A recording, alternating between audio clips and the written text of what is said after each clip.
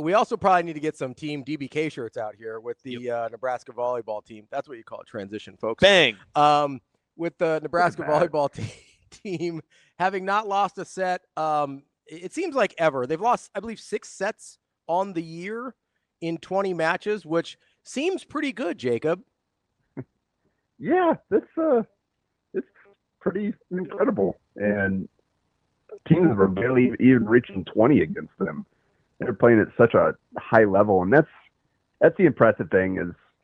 Is even early in the season we saw them get off to some slow starts, and while they're not winning wire to wire every single one of these matches, even that's improved. Where they're falling behind. It's not by much, and it doesn't take long for them to kind of click into gear and turn it around. So a lot of these aren't even that competitive, and part of it is like the schedule, and they haven't played other top 10 or other top Big Ten teams. But and the last time they did was Purdue, and they did almost drop that set.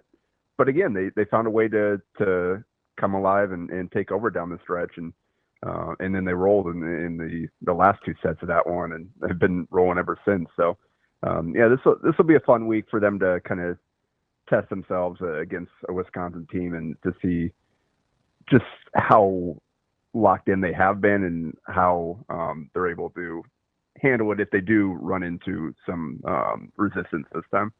Jacob, as you see it right now, I have this argument maybe once a week with Dr. Fiance about where the field is right now for, I guess, the title contenders in college volleyball. I make the argument that it's Nebraska and the field, and she likes to say it's Nebraska and Texas and then the rest. Do you see it that way, or is it closer in either argument? Yeah, I think it's probably best for you to just agree with her. And not just in this case, but in general. I think Texas, they are the one team at this point. I mean, Nebraska beat the other teams that are in contention. And Texas is the one they haven't played. And you just look at kind of the depth of talent they have, and they've got a lot of young players too that I think are probably continuing to get better as the season goes on in important roles. So like that's the only team that you look at balance and like difference makers across the board. I think that's the only team that can come close to Nebraska. So I don't know if it's Nebraska and Texas in the field, if it's Nebraska 1, Texas in a second tier, and then everybody the rest of the way. But Texas is clearly separated itself from everybody else, I think, just not quite to the same degree that Nebraska has in terms of like consistency and overall dominance from start to finish.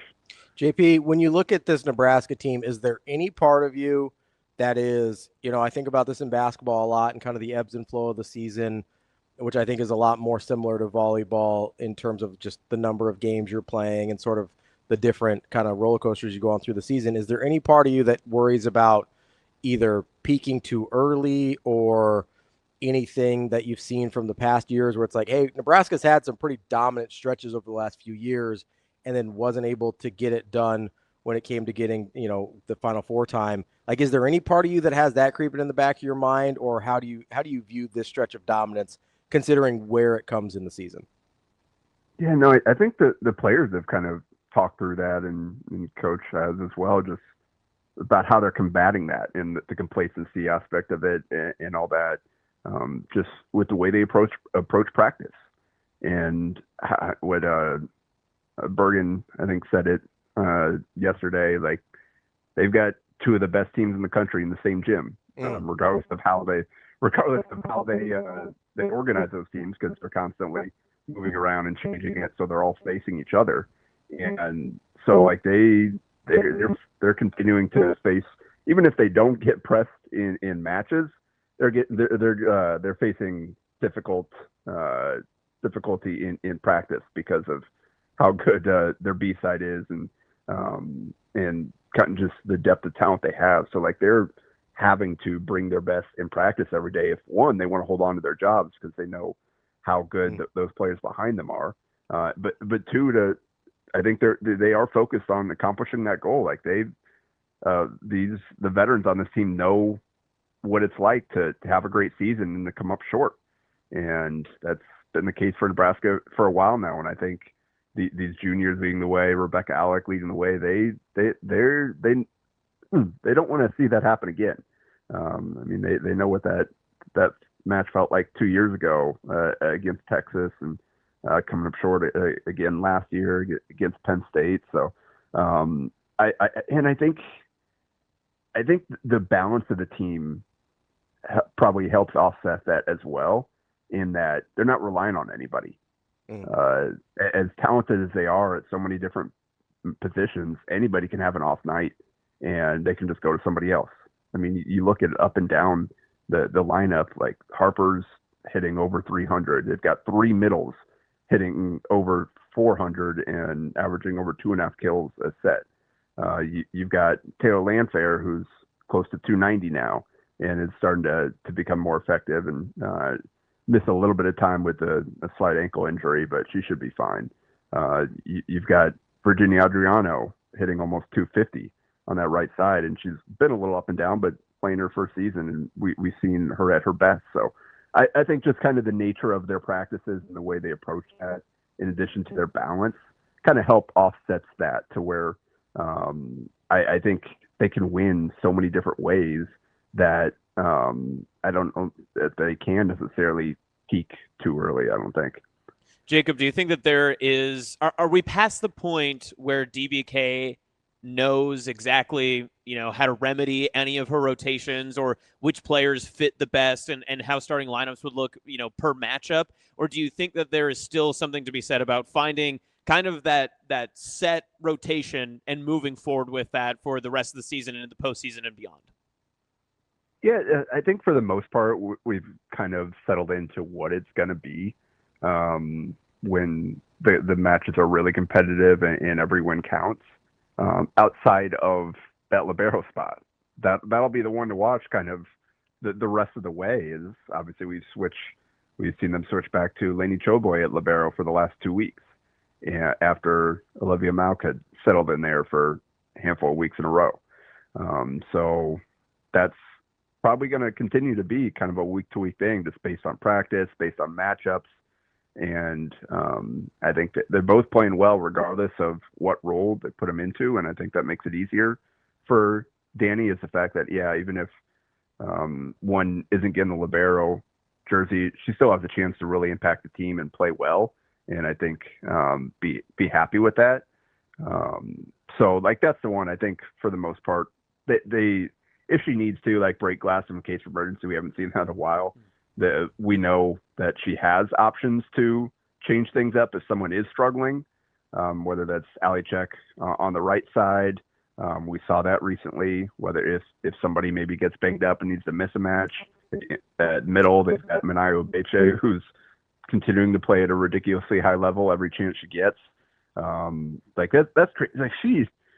She would start at almost any team in the country, and she's cool with just playing whenever, coming in and helping them get better. And I think that's what makes this team so special, is you have players like that are happy in their roles. And that's how you get like Bergen said, two of the best teams in the country in the same gym, because players really are bought into the greater good for the team. Jacob, as you look forward through the schedule, obviously the big one with Wisconsin coming up on Friday, but as you kind of, we're allowed to look forward a little bit because we're not actually playing or coaching. As you look through kind of the remainder of the regular season, are there any places where you look at and you go, okay, here might be a potential hiccup, or a place where Nebraska could be tested in a way they haven't been yet this year? Yeah, I mean, you got the 3-game trip, Minnesota, and then UCLA and USC out on the West Coast. Mm-hmm. I know that those teams have tripped up some of the other. They're not top 10 teams, but they're top 25 teams in that range, and have kind of tripped up some of the other better teams in the league. And again, 3 straight on the road. That's, I think, probably, like, if you get past this Wisconsin match, that's probably the most treacherous part of the schedule remaining, because once you get past that, then you got Indiana on the road as well, who's been good this year. But then you get Penn State and Ohio State to kind of round out at home. So you get past this next stretch on the road. And that's kind of the interesting thing. It's like Nebraska, most of their big matches, just based on the way teams have worked out this season, most of their big matches are on the road. And so we've already seen them win at Purdue, who is, I think right now the second highest rated team in the Big Ten, just ahead of Wisconsin. So yeah, they're not facing the other top 5, top 10 teams like they did in the non-conference, but they are facing top 25 teams mostly on the road. So we'll continue to see them get challenged, and just kind of that maturity aspect of it. Like, are you ready to go every single night? Are you able to do what you need to with travel and all that to get your body ready to play at the highest level? So we'll see that, like, this winning 30 plus matches in a row, like that takes a ridiculous level of consistency and ability to fight through when you don't have your best. And so that's probably kind of the biggest obstacle that we'll see from Nebraska this season, because they don't have any other top 5 teams in conference play that they'll run into. JP, this is sports equinox season, but it's almost your local sports equinox for you, because you've got the high school football playoffs starting. You have Creighton basketball next week. You've got Nebraska and Creighton volleyball still going on. And you've got kind of everything all loading up here. How do you differentiate your time? I mean, I know you're wanting to go every which way. So where are we going to be over the next couple of weeks? Well, I got state volleyball coming up too, as well, right, to try to factor in. I think start with Nebraska volleyball, because obviously they're the best team in the country.